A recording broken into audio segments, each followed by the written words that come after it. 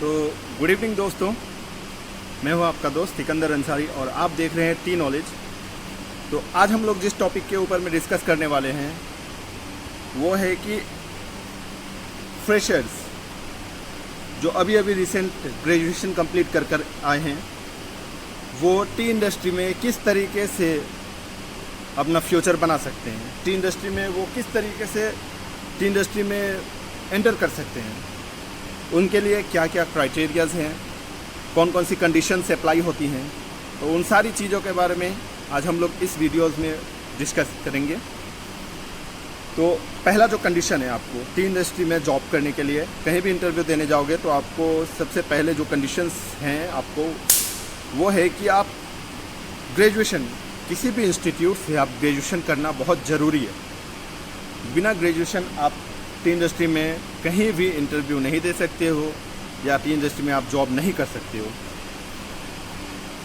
दूसरा topic, T industry में job करने के लिए आपको सिर्फ ग्रेजुएशन ही नहीं, उसके अलावा भी और कुछ डिग्रीज़ की या डिप्लोमास की ज़रूरत पड़ती है। जैसे आप टीम मैनेजमेंट करके आए हुए हो किसी भी इंस्टीट्यूट से, या अभी प्राइवेट में भी बहुत सारी जो कोचिंग क्लासेस हैं टी इंडस्ट्री की क्लासेस कराती हैं, तो आप वहाँ से टी इंडस्ट्री की जो भी मतलब टीम मैनेजमेंट करके आए हो तो आप टी इंडस्ट्री में अप्लाई कर सकते हो जॉब के लिए। उसके अलावा या तो आप बीएससी या साइंस के स्टूडेंट हो या एग्रीकल्चर के स्टूडेंट हो तो आप टी इंडस्ट्री में इंटरव्यू दे सकते हो।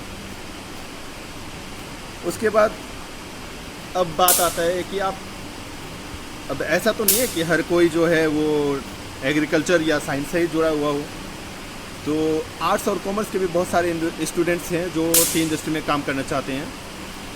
तो ये उनके लिए है।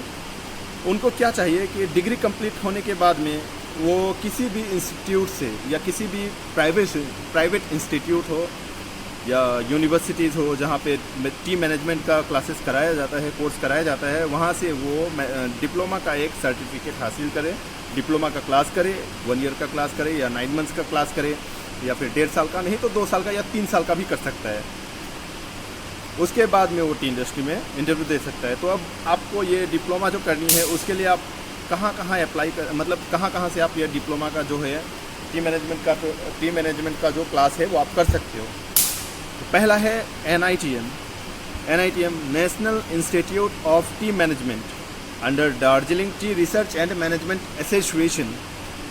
लोकेशन है आपको सिलीगुड़ी, शिव मंदिर से ज़्यादा अंदर जाना नहीं पड़ता है, आपको सड़क के किनारे पे ही हो जाता है। तो इसके जो डायरेक्टर हैं वो आपको है डॉक्टर कौशिक भट्टाचार्य जी सर।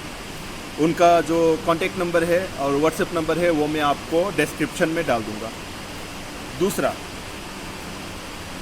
नॉर्थ बंगाल यूनिवर्सिटी के अंदर से आप टी मैनेजमेंट का जो क्लास है वो कर सकते हो। इसके डायरेक्टर है आपको डॉक्टर कबीर एडवर्ड सर।